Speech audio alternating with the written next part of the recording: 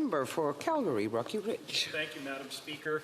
So back in November, I asked the Minister of Employment if he was going to stand up for his constituents in Edmonton Centre and vote with the opposition on its motion to carve out the carbon tax for home heating for his constituents in Alberta as well as all other Canadians.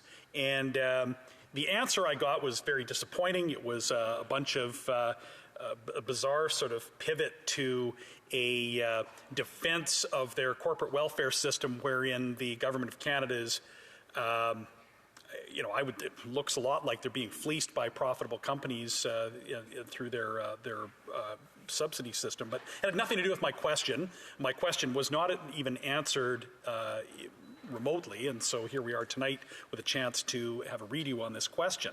So I asked, would that member stand up for Canadians and vote with the opposition to axe the tax and relieve Canadians from the carbon tax on home heating? The same day, or certainly the same week, I don't remember if it was the same day or not, I also raised a question with about the member for Calgary Skyview and asked whether or not he would be given a free vote and be permitted to represent his constituents who so plainly and obviously need relief from the carbon tax. We had a bitter cold snap, Madam Speaker, in Alberta.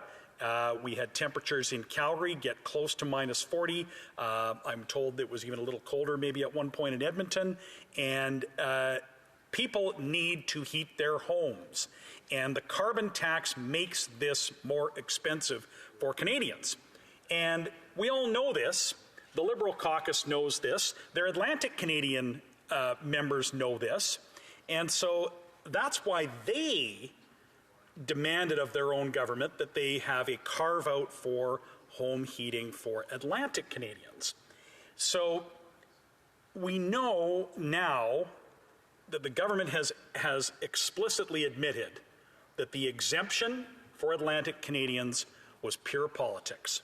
It had nothing to do with the relative cost or carbon efficiency of an oil-heated furnace.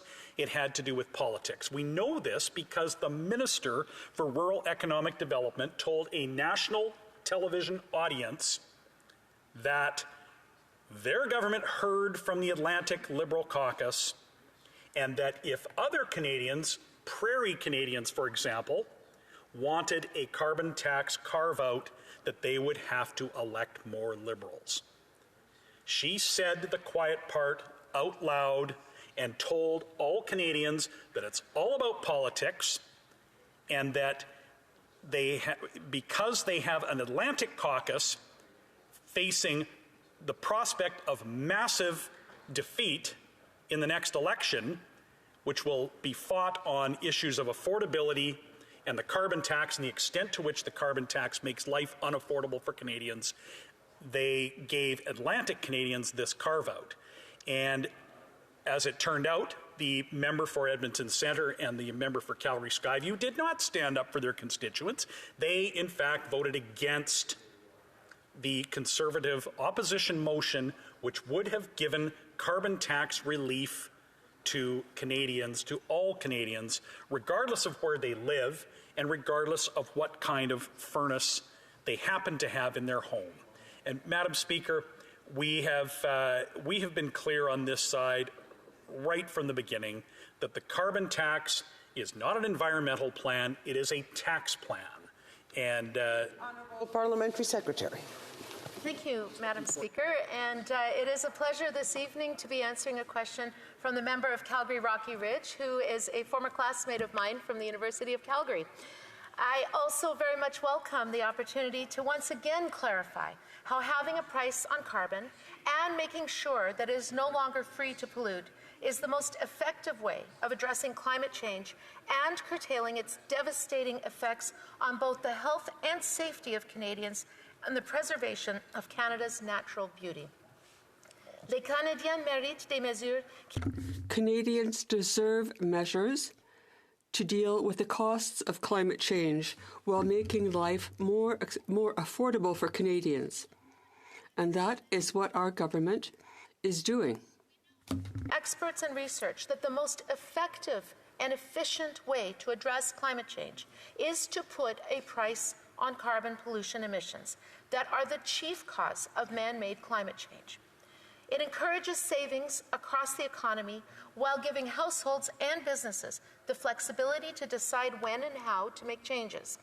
It creates incentives for Canadian business to develop and adopt new low-carbon products, processes, and services. And it is both effective and affordable for consumers. That's because the bulk of proceeds from the price on carbon pollution goes straight back into the pockets of Canadians and provinces where the fuel charge applies, with 8 out of 10 households in these provinces continuing to get more money back through their quarterly climate action incentive payments than they pay as a result of the federal pollution pricing system. In provinces where the federal system applies, a family of 4 can receive up to $1,500 a year under our plan. Our government understands that we need to maintain the price signal that over the long term is necessary for carbon pricing to work and bring emissions down. But at the same time, we've also shown that we're willing to be flexible and innovative in supporting options that will go even further to cut down on climate pollution in the long run. Nous avons pris des mesures temporaires et We have taken targeted temporary measures with respect to heating oil in order to encourage consumers to find cleaner options and more affordable ones that will help them save thousands of dollars. This will make life more affordable in the right way while supporting the goal of achieving a prosperous, low-carbon future for all Canadians. Thank you, Madam Speaker. Member for Calgary, Rocky Ridge. Madam Speaker, yes, indeed. This Parliamentary Secretary and I did go to university together, and as a former Calgarian, she is uniquely in a unique position to know if she has any connection left to the city, just how extraordinarily unpopular her government and its carbon tax policy is in that community, which goes to why I asked about the member from Edmonton Centre, about the member from Calgary Skyview, and their responsibility to represent their constituents. If this carbon tax was so effective and so affordable and thus acceptable to Canadians, and if she is correct about the numbers, then why is the PBO completely undermined the arguments she's made about its affordability for Canadians, but more so, why the carve-out? The carve-out for Atlantic Canadians was pure politics, and the absence of one for Albertans is also politics. Parliamentary Secretary. Madam Speaker, I know that Calgarians, like most Canadians, care deeply about the future for our children and about our natural environment. We know that we can make life more affordable for Canadians without destroying our environment. Nous apportons donc ce soutien. So we are giving support where it is most effective and to those who most need it. We have also taken measures to help people deal with the federal tax, heating tax. Heat pump affordability program to increase the amount of federal funding that eligible homeowners can receive for installing a heat pump from $10,000 to $15,000.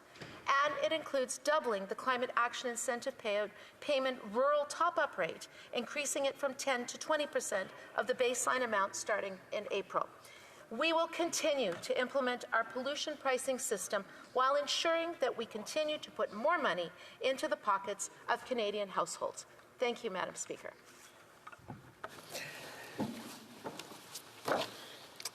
The motion to adjourn the House is now deemed to have been adopted. Accordingly, this House stands adjourned until tomorrow at 10 a.m. pursuant to Standing Order 24-1.